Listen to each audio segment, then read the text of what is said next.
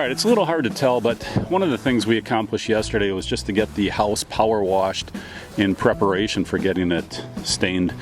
So I've mentioned a couple times before that we're going to be staining all this brick, filling that hole, and making the brick on the front side, back side, everything just look consistent and much better. You can also see that there's rotted wood up there, and a lot of this trim is going to need to be retouched. A lot of peeling, a lot of rotting, and basically just needs to get done. Here's a front side view. Again, it's a little hard to tell, but if you would go back and look at some of the other videos, you can see the difference between what the brick looked like before and now what it looks like after a good day of power washing. All right, now we'll come into the inside and start to see some of the things shaping up. This bathroom, we're getting the walls fixed up, getting the repairs done. Got the first coat of primer on it.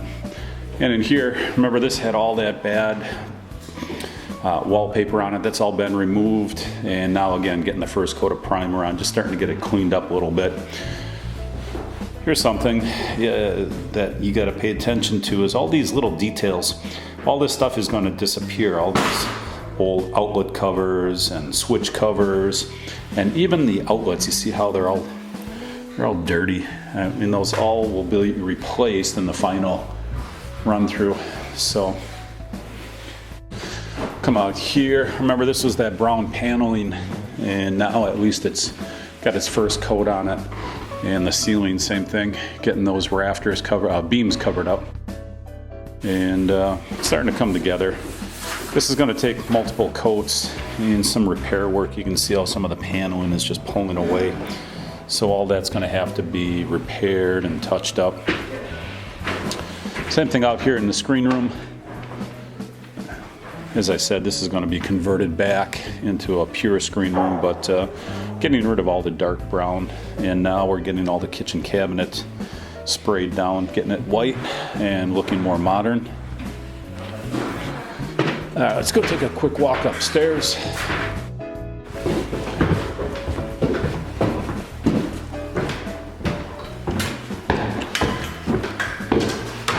Here again, the other day I talked about getting the doors prepped. These are good solid core doors, so we're just getting them all ready for painting, get them all stood up, get all the repairs done, fill in any holes or voids, and make them look like new again.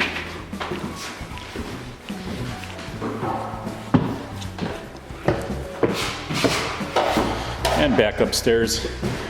Yeah, again, getting a lot of repairs, fixing a lot of bad drywall and fixing holes and cracks, getting some paint on these walls. Same thing in here. You can see the progress. Everything is starting to smooth out and look better.